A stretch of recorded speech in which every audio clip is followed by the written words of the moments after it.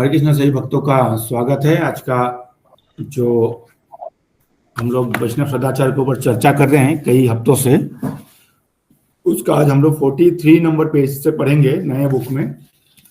इस वाले बुक में पेज नंबर 43 से आज हम लोग पढ़ेंगे। पिछले हफ्ते हमने देखा था कि प्रसाद सेवन और वितरण, उसके विषय में कुछ हमने चर्चाएं की थी कि सर्वप्रथम जो प्रमुख नियम ये था कि भक्तों को भगवान श्री कृष्ण को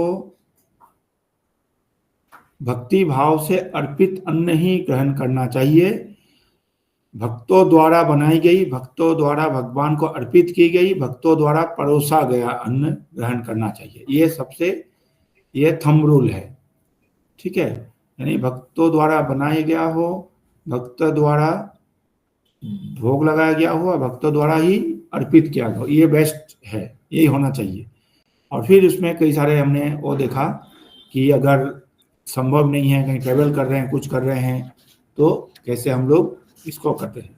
तो आज हम देखेंगे प्रसाद वितरण। जैसे हम लोग प्रसाद बांटते हैं ना, प्रसाद बांटने में बहुत लोग भाग लेते हैं, लेना भी चाहिए। तो प्रसाद बांटना जो है ये भी एक वैष्णव शिष्टाचार के। हरे कृष्णा, म्यूट करिए।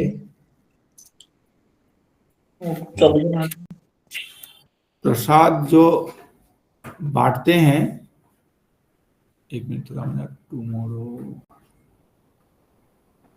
इसको, आज कितना तारीख है? 24। अच्छा ठीक है, 24 है ना। तो आज मैं कर देता हूँ इसको,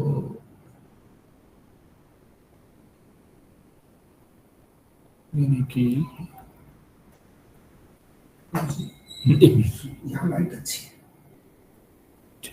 एक मिनट में थोड़ा वो कर दूँ इसको।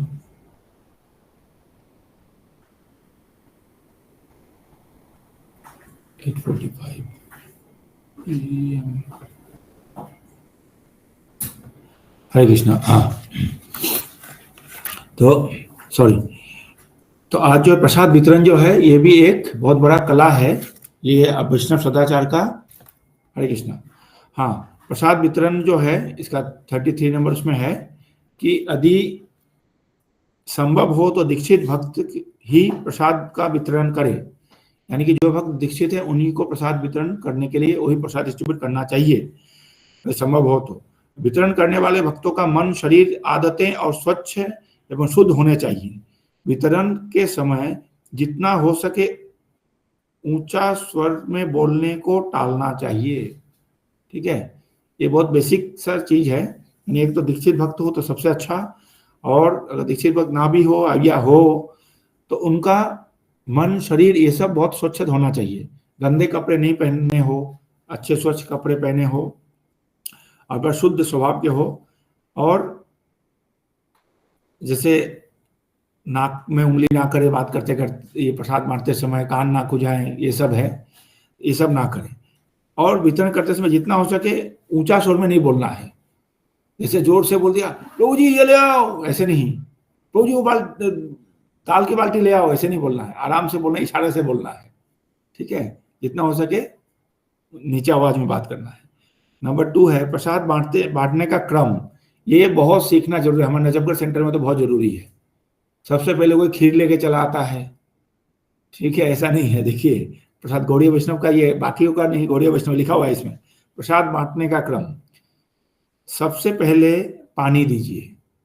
अगर पानी है, या जैसे हम लोग गर्मी में क्या देते हैं, रूह अफ़ज़ा देते हैं ना, या नींबू पानी देते हैं, तो सबसे पहले वो देना चाहिए, ठीक है। हमारे यहाँ सबसे लास्ट में ये आता है, ये सबसे पहले देना, पानी सबसे पहले देना चाहिए अगर देना है तो। इसके बाद जो है सबसे पहले पानी दीजिए। जब गौड़ीय वैष्णव प्रसाद बांटते हैं तो वे कटु सब्जी, यानी कड़वा जो होते हैं ना, जैसे करेला इत्यादि, कटु सब्जी, सूखता या शाक से आरंभ करते हैं। सबसे पहले करेला देते हैं या साग देते हैं, या सूखता होता है, आप लोग खाए हैं सूखता को भी। जैसे कच्चा केला, करेला, दाल, ये सब उबाल के बनाया जाता है, ठीक है। ये कड़वा होता है सब्जी। इससे क्या होता है ना, एपेटाइजर हमारा वो होता है, माने ये एपेटाइट बढ़ाता है हमारे, यानी खाने की जो तृष्णा इच्छा है वो बढ़ता है। इसीलिए हमें ये सब सबसे पहले जो हमें शुरू करना चाहिए कड़वा आइटम से, यानी करेला हो, नीम बैगन हो, सुक्ता हो, जैसे कच्चा केला, ये सब पपीता, ये सब देके बनाया हुआ सुक्ता, ये सब से शुरू करना चाहिए। इससे क्या ना, आप जब जैसे ये खाएंगे ना आपका एपेटाइजर बढ़ जाएगा, खाने की जो भूख है वो बढ़ जाएगी। इसे सबसे पहले ये खाना चाहिए, ये डालना चाहिए आपको, या साग दीजिए सबसे पहले। तो साग मतलब, अच्छा यहाँ पर साग भी तो अलग तरह का बनता है। साग का जो भूज के बनता है, हमारे घर में जो बनता है ना साग, देखा होगा आप लोगों ने, तो उस तरह का साग अगर बनता है तो वो साग को पहले देना चाहिए। फिर तत्पश्चात दाल या तले पदार्थ, ठीक है। तो सबसे पहले जो करेला डालने का बात हुई ना गौड़ीय वैष्णव का, इसमें एक चीज ये है कि सबसे पहले गौड़ीय वैष्णविज्म में चावल दिया जाता है, ठीक है, थोड़ा चावल देंगे, फिर ये करेला देंगे या सुक्ता देंगे, ठीक है। वो चावल के साथ खाएंगे ना उसको, करेले को, तो खाली करेला तो खाएंगे, खाली सुक्ता खाएंगे नहीं, इसलिए सबसे पहले चावल डालिए, या रोटी पूरी जो भी है वो डालिए पहले, फिर उसके ऊपर थोड़ा ये करेला वाला सब्जी या जो भी है, इसके बाद फिर दाल डालिए, फिर तले हुए पदार्थ यानी पकोड़े वगैरह, बंगाली प्रसाद में देखा होगा ना, पकोड़े भी होते हैं, ये सब होते हैं तले हुए पदार्थ, तो ये सब डाले। तो इसमें भी एक्चुअली सिस्टम है, आप लोग इसके लिए ना मायापुर जाना होगा आप लोगों को, बिना मायापुर ये पॉसिबल नहीं है आपको ये सीखना, ठीक है। क्योंकि हमारे घर पर भी अगर देते हैं ना, हम लोग भी आजकल एक ही साथ दे देते हैं, क्योंकि लोग कंफ्यूज हो जाते हैं कि कौन सा कब दें, ठीक है, कब क्या क्या आएगा, इसलिए मायापुर में 1 बाय 1 दिया जाता है, इकट्ठा नहीं दिया जाता। तो या किसी गौड़ीय मठ में जाएंगे ना, वो लोग भी देंगे, जैसे मान पहले चावल दिए ना, फिर करेला दे दिया आपको, चावल करेला से आप या साग दे दो, खाए ना, जैसे आपको खत्म होने लगेगा ना, इसके बाद वो दाल लाएंगे और साथ में पकौड़े लाएंगे, फिर दाल से आप पकौड़े के साथ आप खाते हैं, जैसे आपको खत्म हो जाएगा थोड़ा आपको चावल फिर से पूछेंगे, फिर एक दूसरी सब्जी, पनीर का सब्जी लाएंगे, फिर उससे खाएंगे, फिर वो चटनी लाएंगे, ऐसे वहां पर ऐसा क्रम बनता है एक्चुअली ना, एक एक इकट्ठा सब कुछ एक थाली में नहीं दे देते, थोड़ा थोड़ा करके एक एक आइटम खाते जाओ, फिर दूसरा आइटम आता जाएगा, ठीक है, ऐसा होता है। बंगाली में शादी ब्याह में आजकल पता नहीं, मैं बहुत दिनों से तो गया नहीं, पहले ये किया था, एक ना मेनू कार्ड होता है, तो सबके साथ जब प्लेट सब बैठते हैं ना, तो प्लेट के साथ ना मेनू कार्ड भी दे देते हैं, यानी कि आपको पता लगेगा कि क्या किसके बाद क्या क्या आइटम आ रहा है, उसी हिसाब से अगर पेट खाली रखेंगे आप, कम आइटम है तो पहले आप जल्दी खा लेंगे ना, तो ठीक है, नहीं तो अगर आपको अच्छा आइटम ये आइटम आने वाला है, उस हिसाब से थोड़ा थोड़ा खाएंगे, ताकि ये आइटम भी आप स्वाद चख सके। तो ये मेनू आइटम भी, मेनू कार्ड भी रहता है, ठीक है, और दे देते हैं प्लेट के साथ। एनीवे, तो प्रसाद बांटने का क्रम, सबसे पहले पानी दीजिए, फिर कड़वा आइटम दीजिए, इसके बाद दाल, तले पदार्थ जैसे पकौड़े इत्यादि परोसे, तत्पश्चात रायता, चटनी, ये सब उसके बाद दें, लास्ट में जो है मीठे व्यंजन दें, जो खीर है या रसगुल्ला है, जो कुछ है, ये सबसे लास्ट में दें। ये प्रसाद बांटने का क्रम है, ठीक है। अंत में मीठा, चपाती और चावल आरंभ से लेके अंत तक आवश्यकता अनुसार पड़ोसी, यदि संभव हो तो चपाती गरम दे। आप कुलदीप प्रभु बोलिए। प्रभु जी इसमें जरूर कोई लॉजिक होगा कि पहले कड़वा खाना है फिर मीठा खाना है, वो बताएं प्रभु जी। हाँ, वो बताया ना, कड़वा खाने से क्या होता है ना, आपका एपेटाइजर बढ़ता है, यानी कि आपका भूख आपका बढ़ती है, आपका जो ये प्रज्वलित हो जाता है, जो जठराग्नि है ना, वो प्रज्वलित होता है कड़वा खाने से। तो आपको कड़वा खाने के बाद आपको भूख बढ़ेगी, तो आप दूसरा आइटम फिर खाएंगे। लास्ट में जो मीठा खाते हैं ना, तो मीठा होना यानी कि समाप्त हो गया। अब मीठा खाने पहले अगर मीठा दे देंगे ना, आप खाना कम खा पाएंगे। पहले अगर मीठा खा लेंगे तब खाना आपसे कम खाया जाएगा, बाकी तीखा आइटम ये सब। इसीलिए बोलते पहले, इसलिए एक कहावत भी है कि पहले तीता, पहले कड़वा बाद में मीठा, एक बोलते हैं ना, एक कहावत भी है इस तरह का, पहले कड़वा खाओ बाद में मीठा खाओ तो अच्छा लगेगा, इसे लास्ट में मीठा खाए तो एंड हो गया मतलब। हाँ बताइए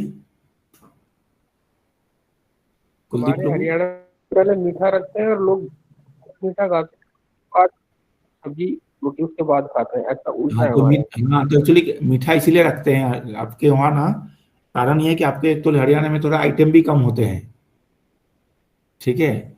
तो हरियाणा में जैसे कोई भंडारा वगैरह होता है ना, उसमें इसके पीछे एक लॉजिक कारण मैं बताता हूँ। पहले होता ना, जैसे कोई भंडारा हो, कुछ हो ना, किसी घर में कुछ काज होता है, कुछ होता है, तो उसमें लड्डू बनाया जाता था, ये जलेबी बनाए जाते थे। तो गांव वाले को जो है उसमें फाइनेंशियल कंडीशन इतना अच्छा नहीं था ना, तो घर से बोला जाता था जाएगा ना वहां पर खाने के लिए, दाल चावल तो रोज खाता है, ठीक है, मीठा ज्यादा करके खाइयो। तो इसीलिए पहले वो ज्यादा करके मीठा खाते हैं, ताकि दाल चावल तो रोज घर में खाते हैं, तो यही मेन रीजन था। ठीक है, तो क्योंकि कभी कभी मीठा मिलता था, तो इसीलिए पहले मीठा खा लो, थोड़ा मीठा खा लो, मीठा का पेट भर जाए तो दाल चावल थोड़ा नहीं भी खाएंगे तो चलेगा। पर असल में मीठा जो है लास्ट में खाना चाहिए, उससे आपका शरीर जो है ना बड़ा अच्छा, आपका डाइजेशन अच्छा होगा। आप पहले मीठा खा लेंगे, आपको बाद दाल चावल कम खा पाएंगे, आप खा नहीं पाएंगे भर पेट। ठीक है, इसीलिए ये बड़ा सोच समझ के बताया गया है, बनाया गया है ये सिस्टम।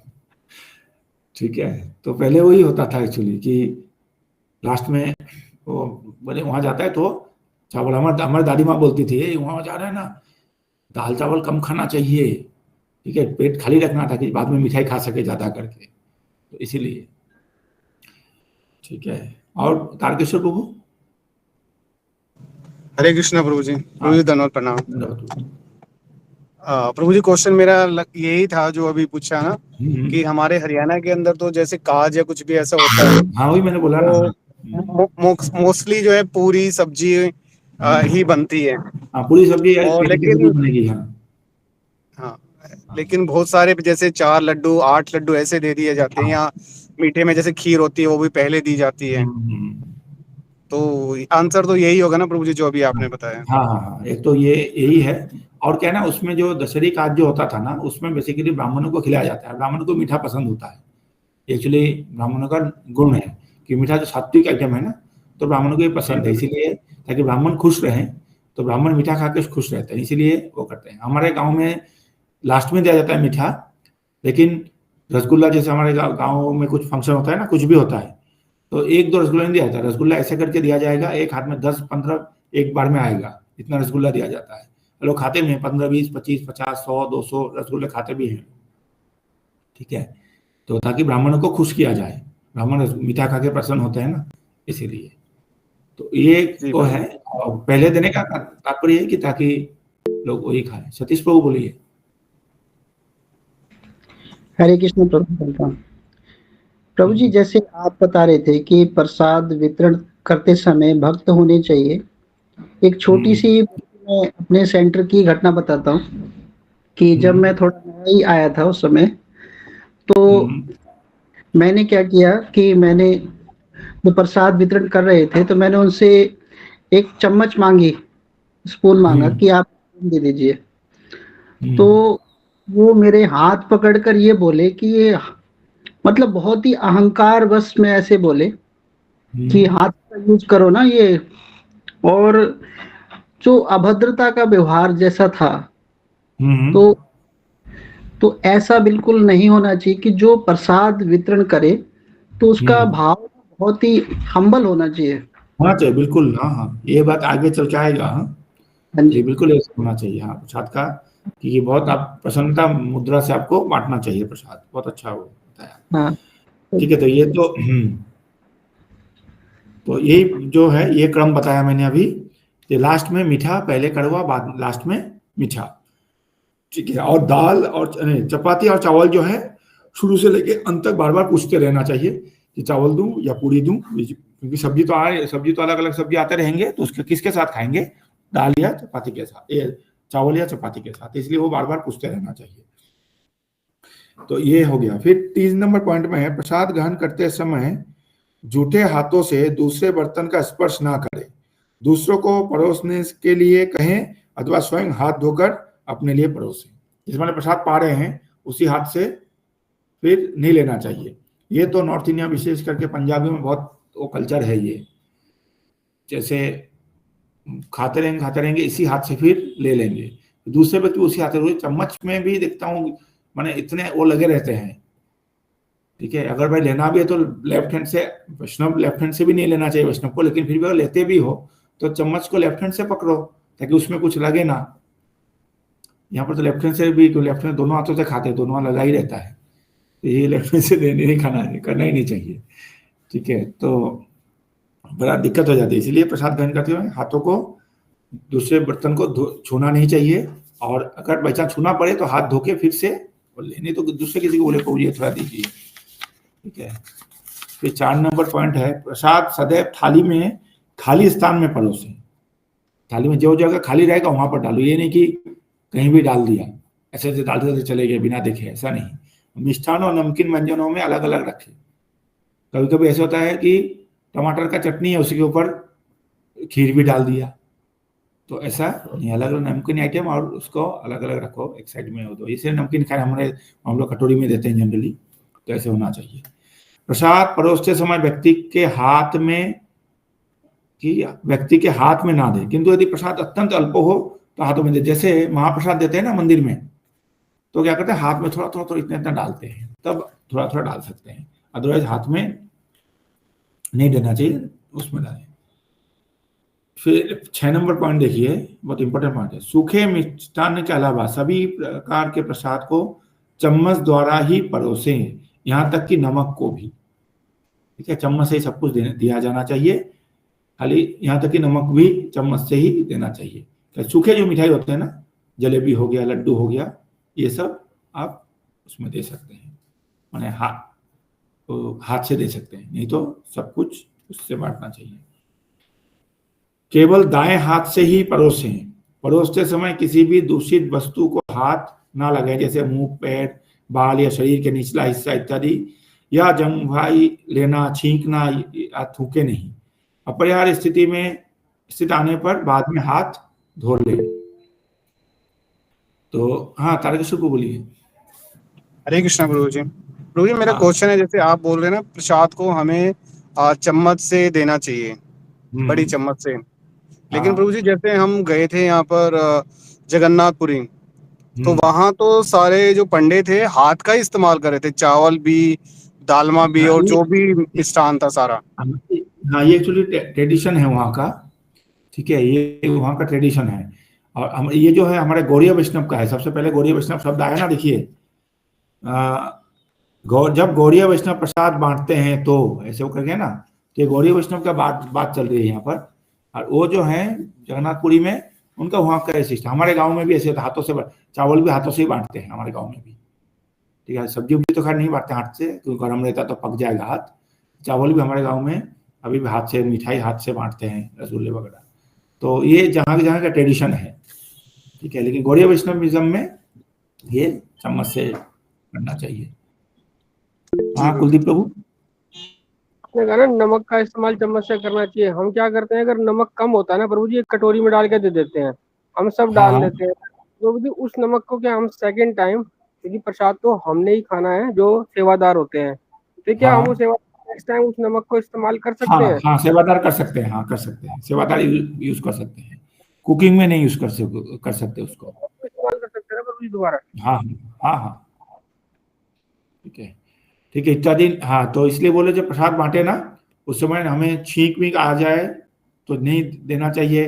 हाथ को जैसे ना कान में, माथे में, मुंह में ऐसे नहीं लगाना चाहिए। अगर जंघा से नीचे का हिस्सा लग जाए तो हाथ धोकर आना चाहिए ऐसे। हाँ, जब घर पर अतिथि आए तो भगवान को अर्पित महाप्रसाद सभी को थोड़ा थोड़ा वितरित करें और तत्पश्चात आवश्यकतानुसार गरम गरम परोसे। महाप्रसाद सबको थोड़ा थोड़ा दे देना चाहिए घर में जो भी अतिथि आए। गुरु और सन्यासियों के लिए इसी रीति से ही प्रसाद परोसे। ठीक है, जो रीति हमने ये बताया ना, ऐसे ही परोसा जाए। पहले महाप्रसाद, ये पहले करेला, ये सन्यास, सबको यही रीति से बांटना चाहिए प्रसाद। संभव हो तो प्रसाद पाने वाले व्यक्ति को प्रसाद के गुण बताएं, परंतु यदि आवश्यक न हो तो शांत रहे। ठीक है, यानी किसी को अगर बताना है ना प्रभु जी कि ये जो है ये फलाना फलाना की सब्जी है, बहुत टेस्टी होती है, इन्होंने बताया, या जो भी है, ऐसे बता सकते हैं उनको, ये खाने में ऐसा है, ये वहां से आता है, इसके बारे में कुछ बता सकते हैं अगर आवश्यकता है तो। नहीं तो बांटते समय शांत रहना चाहिए। प्रसाद के दौरान कैसेट या पुस्तक सुनना अत्यंत लाभदायक है। हम कृष्ण या श्रील प्रभुपाद लीलामृत जैसी पुस्तकें सुन सकते हैं। होता है ना मंदिर में प्रभु जी वो लीलामृत पढ़ते हैं, तो ये कर सकते हैं। साथ बैठे भक्तों को समान मात्रा में प्रसाद परोसे। मान लीजिए 2 भक्त बैठे हैं या जो भी 4-5 भक्त, सबको एक सेम मात्रा में प्रसाद देना चाहिए। नहीं कि इनका शायद हमारा जानकार है तो इनको तो ज्यादा दे दिया, ये कम कम जानकार है तो इनको थोड़ा कम दे दिया, ऐसा नहीं, ठीक है। तो ये सीनियर है तो इनको थोड़ा ज्यादा दे दिया, ये ऐसा नहीं होना चाहिए। सबको सेम बराबर देना चाहिए। कोई मांगे तो अलग बात है, अदरवाइज सबको सेम देना चाहिए। हाँ माता जी बोलिए, संगीता माता जी। हरे कृष्ण प्रभु जी, सादर प्रणाम प्रभु जी। जो 8वां पॉइंट है प्रभु जी, ये थोड़ा सा क्लियर कीजिए। मतलब हमने भगवान को भोग लगाया, उसमें से सबको थोड़ा थोड़ा वितरित करना, फिर सबको खिलाना प्रभु जी? हाँ, उनके सबको थोड़ा थोड़ा दीजिए, इसके बाद फिर बाकी जो आइटम है वो पड़ोसी सबको, महाप्रसाद सबको थोड़ा थोड़ा देना है। हाँ, जो भी अतिथि घर में आए। संभव हो तो प्रसाद पाने वाले व्यक्ति को प्रसाद के गुण बताए, नहीं तो शांत रहे, ठीक है। श्रील प्रभुपाद बोले साथ बैठे भक्तों को सेम मात्रा में देना चाहिए। भक्तों की संख्या अधिक होने पर पंक्ति भेद ना करें। यदि संभव हो तो विशेष प्रकार का प्रसाद देने वाले अलग बैठे। अगर भक्तों की संख्या अधिक है ना, तो ये नहीं कि जैसे यहाँ बांटते हुए तो वहां चले गए, ऐसा नहीं, ठीक है। एक ही पंक्ति में बांटते हुए फिर दूसरे उसमें जाएं, पंक्ति में जाएं। हाँ कुलदीप प्रभु क्या बोल रहे हैं? प्रभु जी ये पाप किसको लगता है? अगर पंक्ति तुड़वाते हैं कि यहाँ से छोड़ के और दूसरी लाइन में बांटने लग जाओ, ये पाप मेरे को लगेगा कि जिसने मेरे को बोला है कि पंक्ति छोड़े उसको लगेगा? हाँ, जो बोल रहे हैं उनको लगेगा, आपको अथॉरिटी को। प्रभु जी जैसे आपने कहा ना, कभी कभी क्या होता है हमारे, कभी कभी मान लीजिए कोई सीनियर भक्त है, कोई सीनियर भक्त कुछ मांग रहे हैं, ये चीज आपके पास है, उस समय उनको बोल देते हैं कि आप आके दे दो, ठीक है, उसमें कोई दिक्कत नहीं है, ऐसे कोई पाप नहीं लगता है। ये मैंने कहा वैष्णव सदाचार के विरुद्ध है, ठीक है। ये कोई पाप नहीं लगेगा इससे। हाँ, अगर वैष्णव नाराज हो गए कि हमें ना देके चले गए वहां पर, वैष्णव नाराज हो गए तो अपराध हो जाता है। प्रभु जी ये लोग डांटते हैं बाद में, जो भक्तजन होते हैं ना, कि मेरे को छोड़ के वहां चला गया, एक बात। हाँ, वो अगर नाराज हो गए भक्त लोग ना, तो फिर वो होना चाहिए, तो उनको ये बोलना चाहिए कि वो सॉरी, मैंने एक्चुअली ना उनको, वो सीनियर भक्त थे उनके लिए बुलाया था इसलिए चले गए, ये महाराज के बोलते हैं जो भी है, तो ये बता सकते हैं, वो समझ जाए, बस हो गया। थोड़ी देर के नाराज होंगे, नाराज ये उनके खत्म कर दिया, बस हो गया, माफी, सॉरी बोल दिए तो। और प्रभु जी पुराने बहुत ज्यादा एक्स्ट्रा मांगते हैं और नए भक्तों को देने के लिए बोलते हैं उनको छोड़ो पहले हमें दे दो, ये पाप किसको लगेगा प्रभु जी? ये पुराने भक्तों को लगेगा, ये नहीं बोलना चाहिए ऐसा, ठीक है। पुराने भक्तों को चाहिए कि नए भक्तों को ज्यादा मिले, भले हमें कम मिले।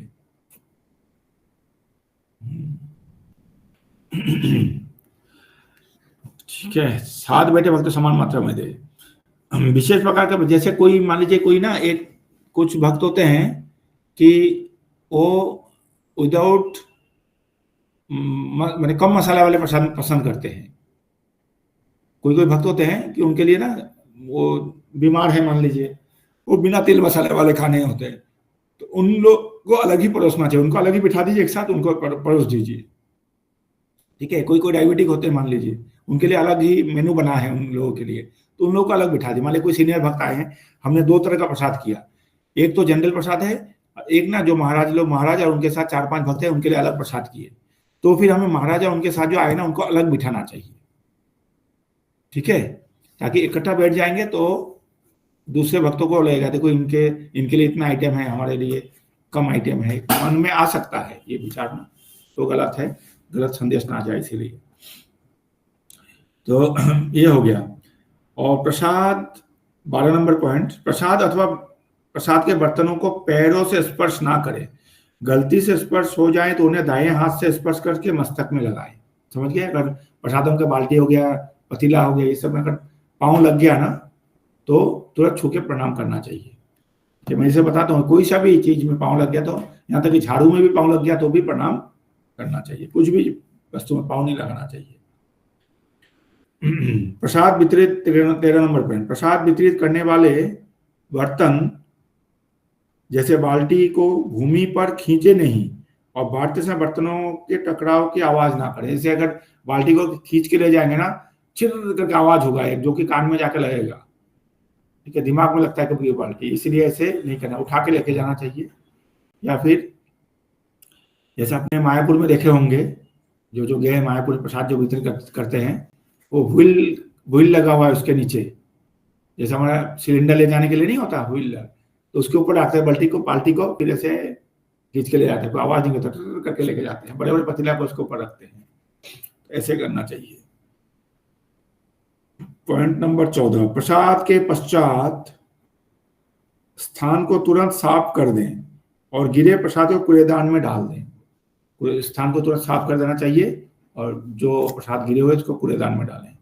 15 नंबर पॉइंट, गुरु का महाप्रसाद नए भक्तों के समक्ष वितरित ना करें। ये बहुत इंपॉर्टेंट पॉइंट है ये।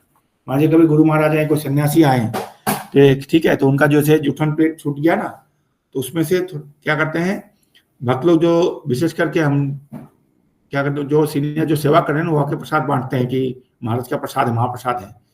तो जो दीक्षित भक्त हम लोग हैं, उन लोगों को तो ले लेना चाहिए। जो बिल्कुल एकदम बिल्कुल नए हैं, 16 माला नहीं करते अभी, उनको नहीं देना चाहिए। एक बार सचपति प्रभु के घर में परम पूज्य गोपाल कृष्ण गोस्वामी महाराज आए थे बहुत पहले बिजवासन से। तो उन्होंने महाराज ने पानी पिया था, बोले कुछ नहीं खाऊंगा। थोड़ा, तो फिर महाराज ने पानी पिया था, तो पानी जो जस्ट सिप लगा के महाराज ने छोड़ दिया। अब महाराज ने सचपति को बोला कि केवल मेरे डिसाइपल के अलावा किसी और को मत देना। महाराज ने ये बोल दिया था, कि केवल अपने डिसाइपल के बोला था महाराज ने। ठीक है, तो ये बहुत साल पहले की बात है।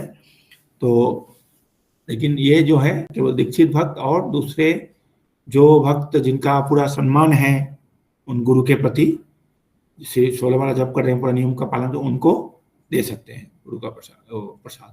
बाकी सबको गुरु का प्रसाद, नए भक्तों को बिल्कुल बांटना नहीं चाहिए। हाँ, उनको मत दे कभी। तो जो भक्त अभी तक पूरा फुली सरेंडर नहीं है, नियम फॉलो नहीं करते, वो नहीं करते, उनको नहीं करना चाहिए। तो ये रहा प्रसाद वितरण का। फिर प्रसाद सेवन के बारे में अगले हफ्ते कोशिश करेंगे। अगर मैं रहूं यहाँ पर दिल्ली में हूँ तो अगले हफ्ते 14, कितना तारीख होगा आज? शुक्रवार है ना, 25 जनवरी है ना, ये दिख नहीं रहा है प्रभु जी। 24 है आज 24 है, तो अगले उसमें हो जाएगा, कौन सा डेट आएगा देखिए तो 25 तारीख प्रभु जी। अगले को 31 होगा ना, 31 को करवाल 31। हाँ ठीक है, 31 को मैं रहूंगा इधर। हाँ तो अरे- कोई दिक्कत नहीं, 31 को मैं रहूंगा। हरे तो कृष्ण ठीक है, प्रभु तो जी। अगला क्लास 31 को करेंगे। अभी किसी को कोई प्रश्न है तो इसमें पूछ सकते हैं इस विषय पे। हरे कृष्ण प्रभु जी, प्रणाम। हाँ प्रणाम। प्रभु जी, जैसे कि प्रसाद बनाते हैं, प्रसाद बनाते समय जब कोई भी हो, हम ही क्यों ना, कोई दूसरा क्यों ना हो, चप्पल पहनते हैं प्रभु जी, जैसे कि, और किचन वाली चप्पल है दूसरी होनी चाहिए। जैसे हम बाहर से जाते हैं उसी चप्पल में हम कटिंग भी करते हैं और वहीं पे बैठ के वो पूरियां भी बेलते हैं और पूरी भी तलते हैं। इसमें ये पाप नहीं लगेगा प्रभु जी? ये कुछ वो नहीं है? ये अगर ये चप्पल जो है ना, ये चप्पल बाहर नहीं जाना चाहिए, बाथरूम वाले नहीं होना चाहिए। ठीक है, अगर बाथरूम वाले नहीं है तो कोई दिक्कत नहीं है। और जैसे बाथरूम बाहर वाले जाने वाले चप्पल, किचन का चप्पल अलग होना चाहिए।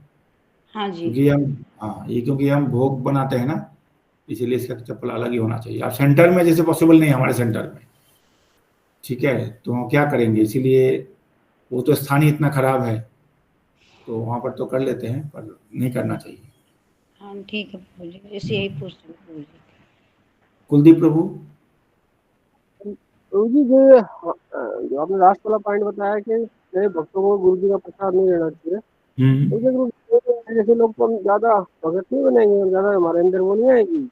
ना, ये एक्चुअली भक्त जो है महाप्रसाद पाके ही भक्त बनेंगे।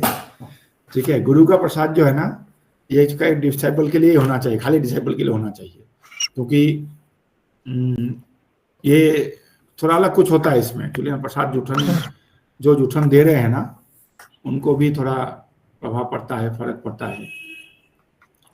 ठीक है, इसलिए वो इससे बचते हैं, क्योंकि जो प्रसाद खाएंगे उनका कर्म आता है इनके ऊपर। ठीक है, तो कुछ कर्म आएगा, इसीलिए भी वो अवॉइड करते हैं। जैसे गुरु का चरण स्पर्श हर कोई नहीं कर सकता, केवल डिसाइपल ही करना चाहिए। ठीक है, बाकी सबको गुरु चरण स्पर्श नहीं करने देते। हरे कृष्णा प्रभु जी, प्रणाम। हरे कृष्णा। हाँ बोलिए। प्रभु जी, जैसे ही आपने पिछले हफ्ते आचमन करने के लिए बताया था प्रभु जी, जैसे आचमन का भी मंत्र होता है, वो कौन सा मंत्र है प्रभु जी? केशवाय नमः, माधवाय नमः, नारायण नमः, गोविंदाय नमः, ये सब मंत्र है। तो कम से 3 मंत्र केशवाय नमः, नारायण नमः, माधवाय नमः, ये जो नहीं, ये 3 मंत्र तो करना ही चाहिए। जल ले लेके सिप करके फेंकते हैं ना। हाँ प्रभु जी। तो ये जैसे कि हम पहले थे, हमारे पिताजी थे, जब हम वो करते थे, उसमें वो मतलब गणेश ये कहते कपला लंबोदर विघ्न विनाश धूम्रकेत गजानन बालधन चंद्र, इसका वाला मंत्र बोलते थे प्रभु जी। वो गणपति का मंत्र है, किस चीज का है? वो गणपति का मंत्र है, पर वो मंत्र नहीं। हम लोग अगर ऐसे आचमन करके या कुछ भी हम ये मंत्र बोलते, ओम अपवित्र पवित्रो वा सर्वावस्थांगतो वा यह स्मरेत पुंडरीकाक्ष सब वाच्या मंत्र सूची, ओम पुनातु पुंडरीकाक्ष, ओम पुनातु पुंडरीकाक्ष, ओम पुनातु, ये बोल के फिर हम जल स्पर्श वो कर सकते हैं, जल छिड़क सकते हैं। ये तो हो गया पूरा वो मंत्र स्नान या बड़ा आचमन वाला। नहीं तो ऐसे हाथ में लेके हम जल बाएं हाथ से उसमें दाएं हाथ में लेंगे जल, इसके और देखेंगे, देख के बोले ओम केशवाय नमः बोल के फिर इसको हम पान करेंगे, फिर हाथ को धो लेंगे, फिर हम बोलेंगे ओम नारायणाय नमः बोल के देख के फिर इसको पिएंगे। फिर जैसे ये मैं आप लिंक भेज दूंगा, याद दिला देना मुझे। पूरा आचमन का बहुत लंबा प्रोसेस है आचमन का, तो खैर वो इतना लंबा नहीं बोलेंगे, वो करेंगे अभी, वो लंबा प्रोसेस होता है। तो लिंक कम से कम केशवाय नमः, नारायण नमः, माधवाय नमः, ये 3 जो है ये बोलना चाहिए, और 3 बार जल, ये आचमन हो गया, शॉर्टकट में आचमन हुआ। जी प्रभु। हाँ विक्रम प्रभु पूछिए जल्दी, फिर राहुल प्रभु पूछिएगा, तो मुझे निकलना होगा। हरे कृष्ण प्रभु जी, दंड प्रणाम। प्रणाम बोलिए। प्रभु जी, जो ये उच्चिष्ट वाला, ये अभी भी नहीं समझ में आया। 2-3 क्वेश्चन इस पे हो गए थे। जैसे प्रहलाद महाराज, ये गुरु का जो उच्छिष्ट होता है ना, या किसी भी वैष्णव, आप मेरे पास अगर कोई आके बोले प्रभु जी आप तो अपना वो दे दो, मैं दूंगा क्या? मैं नहीं दूंगा ना, मैं नहीं देना चाहूंगा। ऐसे ही गुरु क्यों देंगे? गुरु का अपने, जैसे जब पिता पुत्र का, गुरु और शिष्य का रिलेशन जो पिता पुत्र का रिलेशन है, जैसे हम गुरु अपना, जब हम दीक्षा हो जाता है ना, तो मेरे गुरु मेरे पिता हो गए, मैं उनका पुत्र हो गया, तो पुत्र को अपना जुठन दे सकते हैं, गुरु दीक्षा देते हैं ना, पुत्र को जुठन दे सकते हैं, कोई दिक्कत नहीं है। उस भावना से वो अपने, बाकी किसी को राह चलते किसी को थोड़ी ना अपना जुठन दे देंगे, इसीलिए नहीं देना चाहते। ठीक है, ये सदाचार प्रभु जी। जैसे नारद मुनि जब बचपन में उनके यहाँ संत जन आए थे चतुर्मास में, तो उन्होंने उच्चिष्ट खाया, तो उसमें दीक्षित तो थे नहीं, वो उन्होंने परमिशन लेके, अच्छा उसमें लिखा हुआ है उनके, नारद मुनि ने उसमें बोलते हैं कि मैं जो है उन भक्ति वेदांतों का सेवा भी किया, उनके आदेश से, और उनका उच्छिष्ट उन्होंने हमें दिया, भक्ति वेदांतों ने उनको दिया। गुरु देते हैं तो दिक्कत नहीं है, जैसे गुरु का प्रसाद गुरु अपने हाथों से बांटे तो दिक्कत नहीं है, लेकिन देना नहीं चाहिए। जैसे अपने आप नहीं बांटे। जैसे हमारे सेंटर में आए थे सिद्धार्थ महाराज, याद है किसी को? जो रायपुर से आते हैं, वो आए थे महाराज से, वो भी गुरु महाराज हैं। उन्होंने अपना प्रसाद सबको बांटा अपने हाथों से, भावना होती है उनकी, तो उन्होंने अपने हाथों से सबको बांटा, सबने पाया। पिछले साल आए थे गीता मैराथन से पहले, पिछले साल जो भी है आए थे। ठीक है, तो रायपुर से आए थे सिद्धार्थ महाराज, तो इसलिए तो उन्होंने अपने हाथों से बांटा। तो ऐसे अगर बांटे तो कोई दिक्कत नहीं है। लेकिन अगर आप अपने आप को कि आपने गुरुदेव ने छोड़ दिया, वो प्रसाद लेके आप अपने खुद पाओ। 1-2 भक्तों को, सीनियर भक्त हैं, डिवोटीज हैं, उनको जो दीक्षित है उनको दे दो।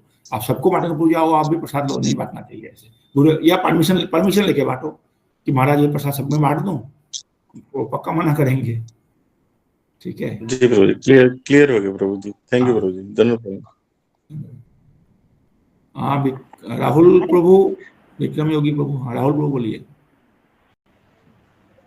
हरे कृष्णा प्रभु जी, धन्यवाद प्रभु जी। मेरा प्रश्न जो है आचमन से रिलेटेड है प्रभु जी। जैसे आपने बताया ना, आचमन अपनी शुद्धि के लिए हम करते हैं, लेकिन प्रभु जी आचमन करते समय हम मुंह को स्पर्श कर रहे हैं, और मेरे को मतलब ये थोड़ा सा प्रभु जी मतलब करती दफा थोड़ा अटपटा लगता है मेरे को। हाथ ऐसा लगता है जैसे अपने हाथ मेरे अशुद्ध हो गए जब मैंने नहीं, हम हाथ को जब आचमन जब हम करते हैं ना, आचमन करने के टाइम में ना आपको मुंह में वो लग नहीं रहा है ना, जैसे आचमन जब हम करते हैं तो जैसे इस चम्मच से हम इस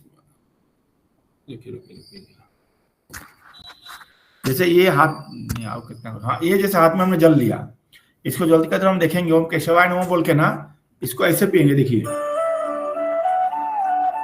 बस ऐसे होठ के साथ लगाएंगे और अंदर चला जाएगा। होठ के साथ ऐसे लगाएंगे, ये जीभ भी नहीं लगा रहे हैं ना इसमें हम। और इसके बाद फिर इसको हमें दोबारा ऐसे करके फिर धो के ऐसे फेंकना है। फिर हम नारायण नमः बोल के ऐसे नारायण नमः बोल फिर ऐसे लेंगे, फिर इसको दोबारा वो करके फिर ऐसे धोना है।